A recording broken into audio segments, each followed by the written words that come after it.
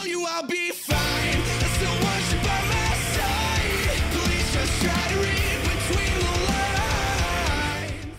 Hey, what is up guys, MFK Clicks here, and welcome back. So with patch 2.0, there is loads of content to cover, and also some things we don't see right away. So some new pieces of gear have emerged in the database, and this certain gear set happens to be the new raid gear for King's Fall, which is set for a release on September 18th. So what you guys are seeing right now are each of the gear pieces for each character class. Now to start this off, we have the helmets.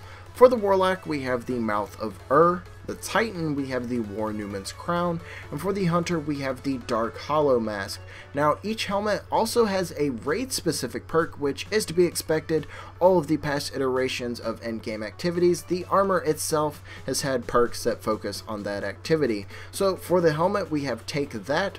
Orb pickups create the chance for a temporary bonus to precision damage against the taken. It's a pretty standard perk. It aids against the enemies that we are fighting in the activity.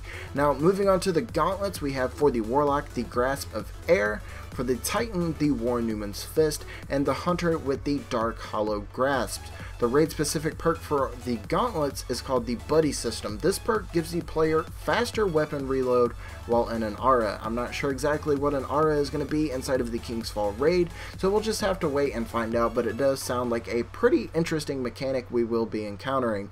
Now moving on to the chest pieces, we have for the Warlock the Chasm of Yule, the Titan with War Newman's Chest, and the Hunter with the Dark Hollow Chitons. The dedicated perk for the raid chest piece is Old God's Boon, which gives increased armor while carrying the King's Fall relic, so we can expect relics to make a return inside of the King's Fall raid. How exactly they are represented, we don't know yet. We'll just have to wait and find out. And last but not least, we have the boots. For the Warlock, we have the Path of Zol. For the Titan, we have the War Newman's Boots, and the Hunter with the Dark Hollow Treads.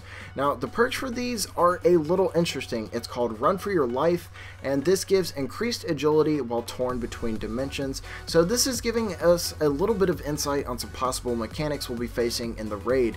From the sounds of it, it sounds like Oryx is going to attempt to tear Guardians out of the dimension and turn them into the Taken. How exactly that'll play out, I really can't wait to find out. Definitely sounds like a cool concept, and I definitely can't wait to play.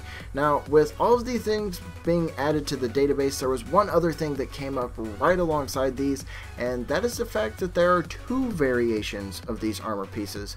The default set, which I've shown you guys throughout the entire video, and then there is the Harrowed variation, which this is pure speculation, but it is with good cause. I want to say the Harrowed variants of this armor is from completing the heroic version of King's Fall Raid. Whether that's available at launch, we don't know yet, but I want to say this is from completing King's Fall Hard Mode.